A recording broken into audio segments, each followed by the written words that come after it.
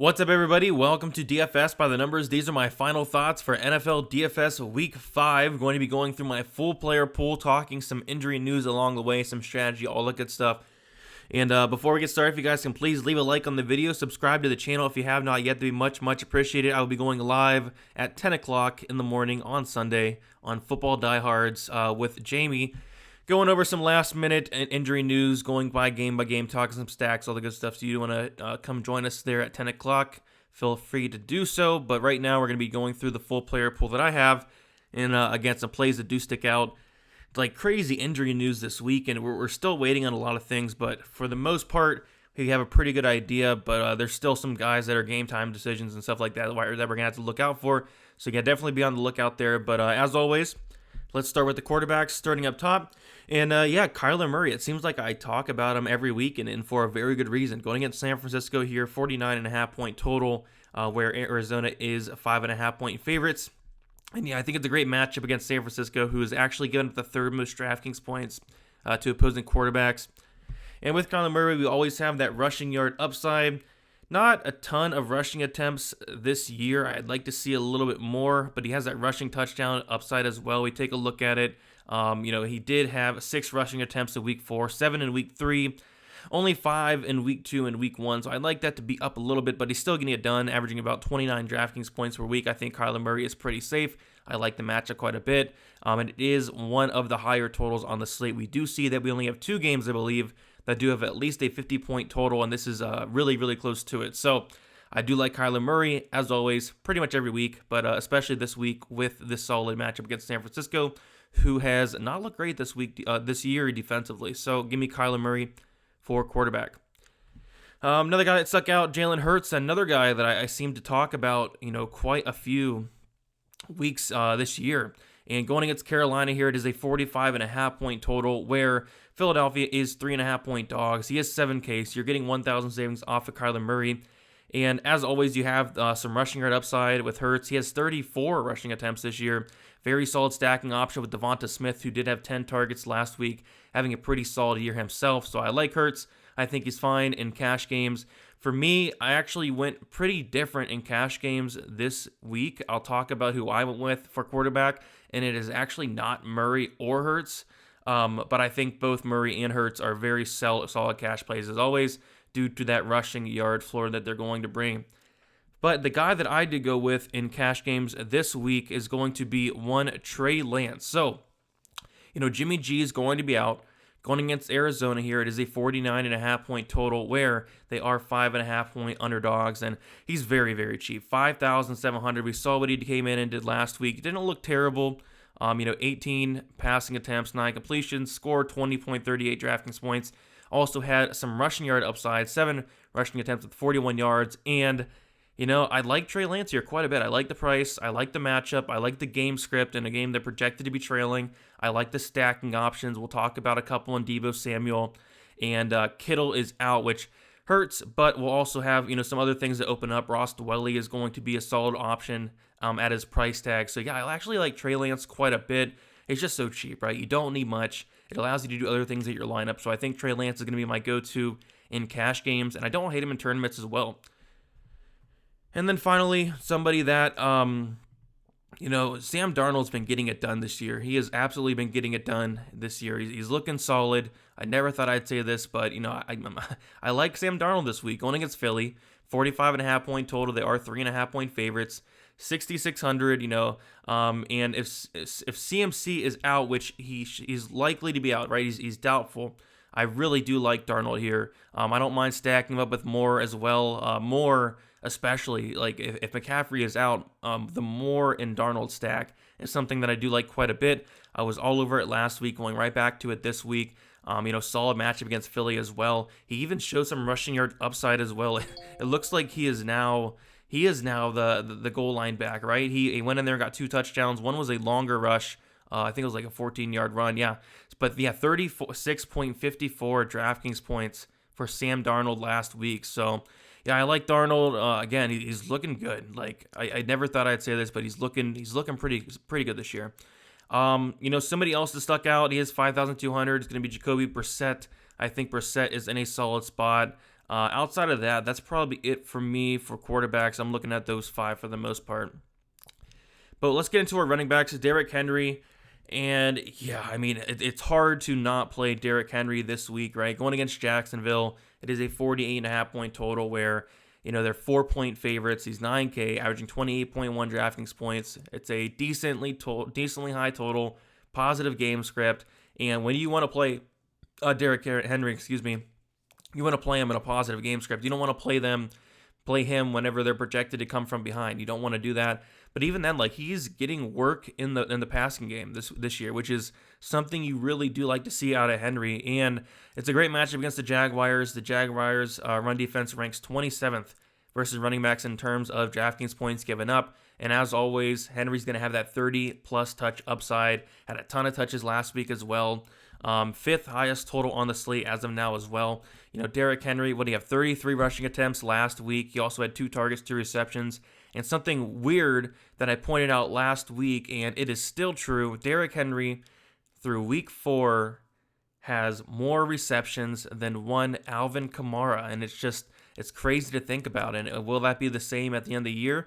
Maybe, maybe not, but that is just insane. That's crazy.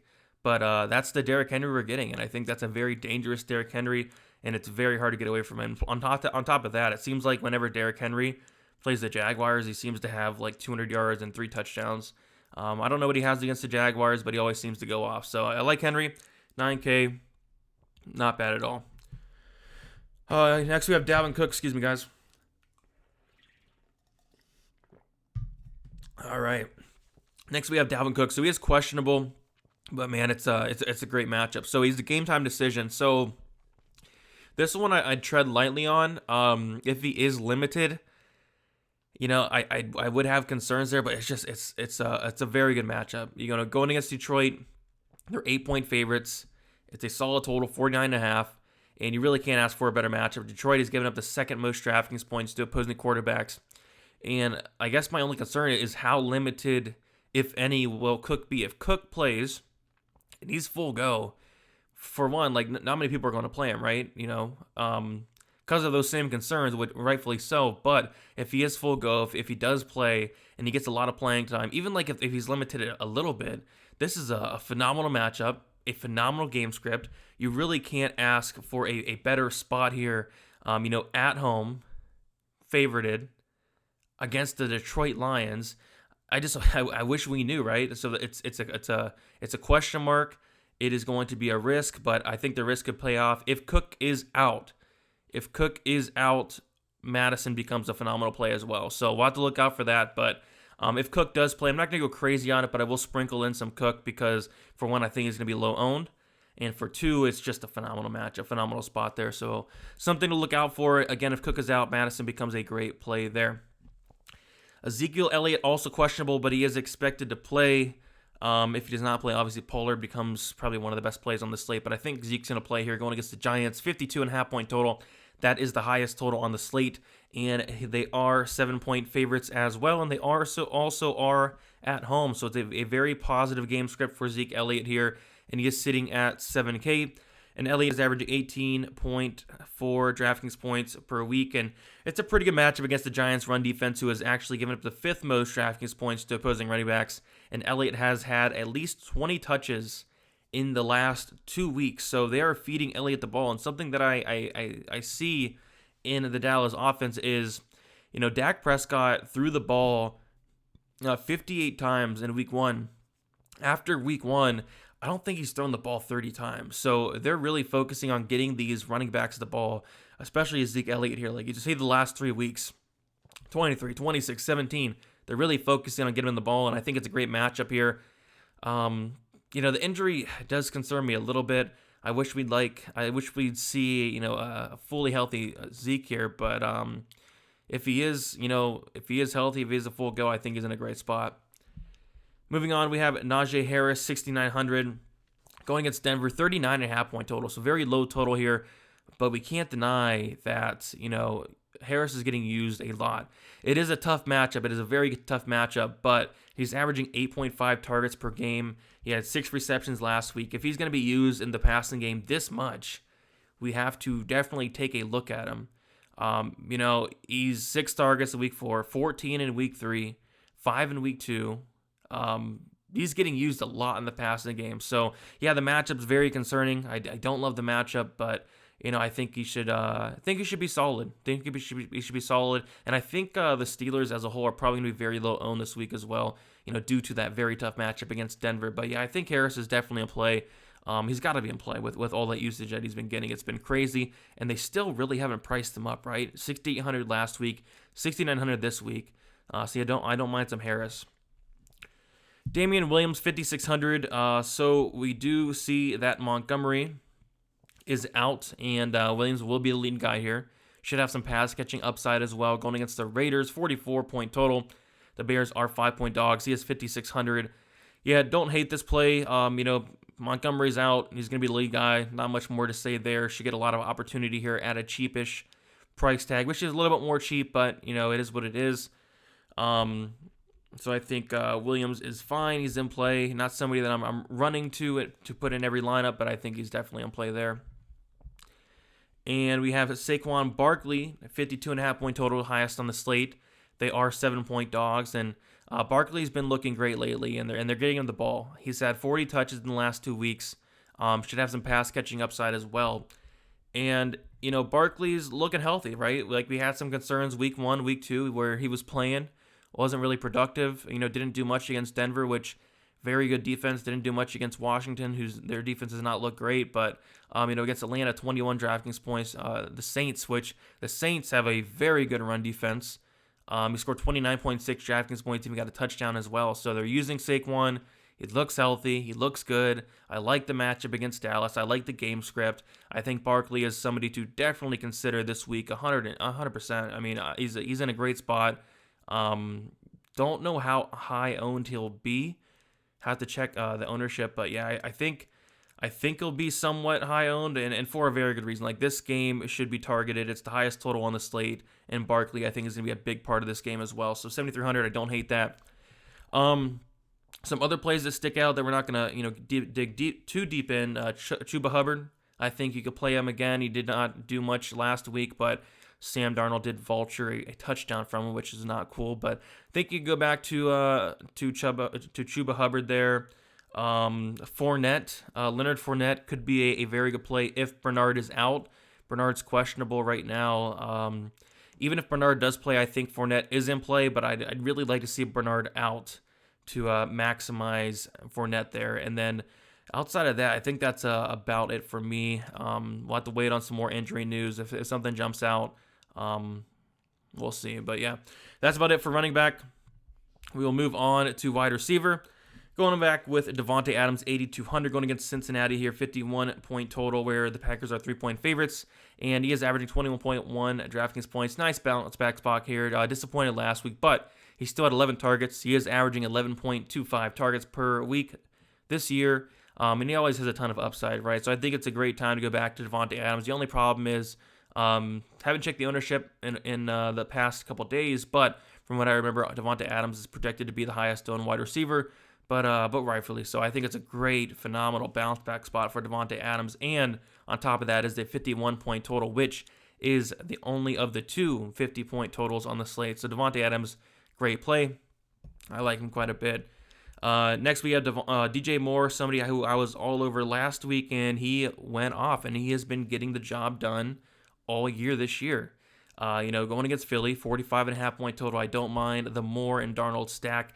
Especially if McCaffrey's going to be out, which it is looking like he is trending to be out. And we have Moore here, who is actually averaging, I think he's averaging like 10 or 11 targets this year. It's crazy. 43 targets on the year for DJ Moore. So averaging a little bit over 10 there. And he's being, very productive. He's being very efficient with his targets as well. And yeah, they priced him up a lot there, right? They priced him up at 900. They priced him up 900, 6,600 week 4.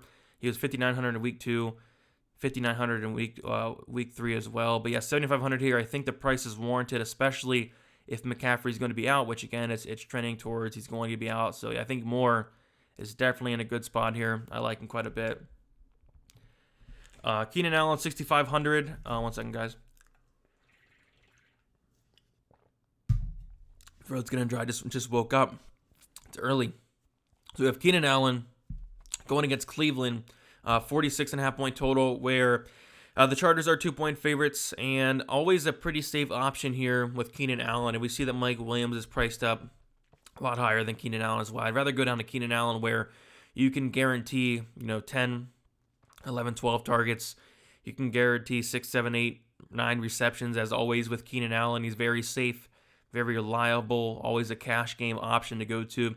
The matchup against Cleveland does concern me a little bit, but you're always going to get those targets from Keenan Allen, right? 6,500 seems way too cheap for him, as always. 11 targets in Week 4, 12 in Week 3. He had 13 targets in Week 1 as well. Always a very reliable guy. Maybe he doesn't have the highest ceiling in the world, but for cash games, I think Keenan Allen's always somebody to go to. We have Jalen Waddle going against Tampa. I think this is a great spot for Waddle here. His 48-point total. Dolphins are 10-point underdogs. He's cheap, 4,800. He's averaging 12.5 DraftKings points. And Will Fuller is on the IR.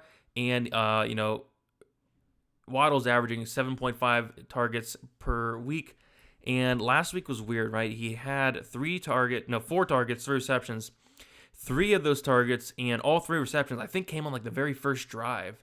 So you got to expect they're going to get Waddle the ball here against Tampa Bay, who, what do you not do against Tampa Bay? You don't run the ball. You do not run the ball against Tampa Bay, one of the best, if not the best, run defense in the league.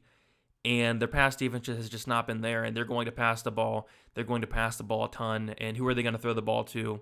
Waddle and GESICKI for the most part, right? So, yeah, I think Waddle's in a great spot here. I think he's pretty safe. 4,000 is way too cheap. I had some interest in him last week, but going right back to him this week at this price tag. Deontay Johnson, more of a tournament play here. I don't think he'll be that popular this week, and I think it's a great spot for Deontay Johnson. The reason being is the ownership is going to be low. It's a bad matchup, right, against Denver. Denver's defense is really good, but it is a 39.5 point total. The total sucks really bad as well. But Deontay Johnson, when he plays, he is great, and no matter how old, how bad Big Ben looks, Johnson is still getting a ton of targets when he does play. He's averaging actually 12 targets. About 12 targets when he does play. 13 targets in Week 4, 12 in Week 2, 10 in Week 1. And he's getting it done, averaging 20.4 DraftKings points in those 3 games. So, yeah, I like Deontay Johnson. He's going to get the ball, and he's going to get the ball a lot. I expect Pittsburgh to throw the ball a lot, especially this week. But they haven't thrown it all year. They've been throwing the ball all year this year, and I think Johnson's going to continue to get a ton of targets here. So 6,500, I don't hate that whatsoever. DEEBO Samuel, 7,100. I like DEEBO Samuel quite a bit going against Arizona here. And DEEBO Samuel has been the man for Arizona, or for 49ers. He is clearly the guy. 49.5 point total, where they're 5.5 point dogs. They're projected to be trailing, which means more passing. And on the year, he has 42 targets. And to put that in perspective, Brandon Ayuk, who I thought was going to be the number 1 guy on that team in terms of wide receiver, has 11 targets. And Kittle, who is clearly supposed to be the number 1 option, has only 29 targets. So that means that DEEBO Samuel actually has more targets than Kittle and Ayuk combined, which is crazy. But Samuel's getting it done. We have no Kittle this week, so expect more targets. I don't hate the Lance and Samuel stack this week at all. So I think Samuel, somebody I'm looking at a ton this week, 7,100. I think he's in a great spot here against Arizona, one of the best totals on the slate. Are getting into some value here. Marvin Jones Jr. going for Jacksonville, going against Tennessee, 48.5 point total. They are 4-point dogs, and Chark is out, so Jones should see an increase in targets share here. Amazing matchup for Jones. Tennessee has given up the most DraftKings points to opposing wide receivers. I like Marvin Jones Jr., 5,700. I like Shenault as well. I think both of those guys get a huge bump up with Chark being out. Even when Chark is playing, I actually don't mind Marvin Jones Jr. He's been playing very well this year. He had an off week last week, which should probably limit the ownership on Marvin Jones Jr. a little bit, but I still think he'll be pretty high owned. Phenomenal matchup, phenomenal game script, no Chark. I think Marvin Jones Jr. and Shenault are phenomenal plays this week, and I'll be playing quite a bit of both of them. But if my preferred one, it would be Jones if I had the salary. Randall Cobb, 4,000. Yeah, pretty frustrating. I was somebody that was very high on Cobb coming into the season. He went out there in week 1 and barely played. Only had 1 target, 1 reception from the backup quarterback in that game where the Saints crushed the Packers. But last week, with MVS out, Cobb got it done. 6 targets, 5 receptions, 69 yards, 2 touchdowns. He kind of did what I expected Cobb to do this year, so I don't mind going back to him in some shares. He's cheap. He's 4K. No MVS. Solid matchup. I don't hate going back to Cobb here. 51-point total. I think it's worth a shot. Other than that, I believe Slayton's out and Shepard's out, so I think we can go back to Tony for the Giants. I think we could play some Galladay as well. But yeah, Tony's definitely somebody that sticks out. Tony's very cheap, and Tony looked good last week. So Tony for the Giants, and then also Curtis Samuel looks like he's going to play, and I think he's 3K minimum. So I think Curtis Samuel is somebody to look at. Logan Thomas is going to be out, so they got to throw the ball to somebody. McLaurin, obviously. Ricky Seals-Jones. But yeah, Curtis Samuel, 3,000, I think is very, very cheap there. So I will have some shares of Curtis Samuel at that price tag. Getting into our tight ends, yeah, Kittle is somebody I'm looking at, but Kittle's out. But Mike Gesicki, I don't hate this. Going against Tampa Bay. Tampa Bay has struggled, through the air and against the tight end in general. You see that's a 48-point total. They're 10-point dogs. Solid game script here for Gesicki in a game they're going to pass the ball. Yeah, they got to pass the ball. They're not going to run the ball against Tampa Bay here. He had 6 targets last week, 12 targets in week 3. Gesicki is actually not a terrible play at 4,200, I don't believe. Tampa Bay has actually given up the 4th most DraftKings points to opposing tight ends as well. So I think Gesicki, something I'm looking at. Don't mind some Brissett Gesicki stacks, as weird as that sounds. Maybe some Waddle in there as well. But yeah, I think Gesicki's in a solid spot this week. Ricky Seals-Jones, 2,500. No Logan Thomas. But I think Seals-Jones could get some action here for sure. 2,500. You don't need much going against the Saints, who it's a very good defense, but he's the next guy up. Minimum price. Had 4 targets last week. To be honest, I'd be content with 4 to 5, maybe 6 targets at 2,500. I'd take that all day. I would take that all day. Maybe he can even find the end zone. That'd be sweet. But yeah, I think Seals-Jones is somebody to look at. 2,500. You don't need much of that price tag. Ross Dwelley. So there is no Kittle. Ross Dwelley is going to be the lead tight end for the 49ers. I think it's worth some shots to put him in there. Solid matchup against Arizona. He's cheap. You don't need much. And again, he's going to be the lead guy. So we'll see what happens. But Ross Dwelley, somebody that sticks out now with Kittle out. We'll talk about defense a little bit. Probably going to punt at defense for the most part, as always. But Broncos, if I was able to go up, it'd probably be the Broncos defense going against the Steelers. 39.5 point total, lowest on the slate. They are 1-point dogs, 9.8 DraftKings points on average. I think Broncos are solid if you can afford them. If not, that's fine. They're expensive. And then the Raiders, 2,900 going against Chicago. Pretty low total, 44 points. There's no Montgomery. I believe Fields is starting as well. Should be a solid spot for the Raiders here, to be honest. And they're 2,900, not terrible there. And then finally, this is probably where I'm going to be at for most of my lineups. Washington going against the Saints. It is a 44-point total as well. They're 2-point dogs. And, Washington's defense has looked horrible this year. And we expected them to be a lot better. A lot of people expected them to be a top defense in the league. And I was kind of on that boat, but I was not expecting it to be this bad. This is horrible, but they're so cheap. 2,300. Let's take a look at what they have been priced throughout the year.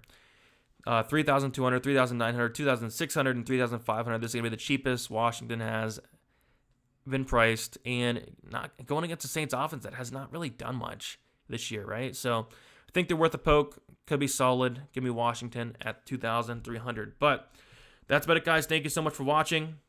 If you guys can leave a like, subscribe to the channel if you have not yet. Tune in to Football Diehards, 10 o'clock in the morning, Eastern Time. Me and Jamie are going to be going through the slate game by game, talking some ownership, talking some stacks, and talking some injury news along the way. So that's about it, guys. See you guys, and good luck for week 5.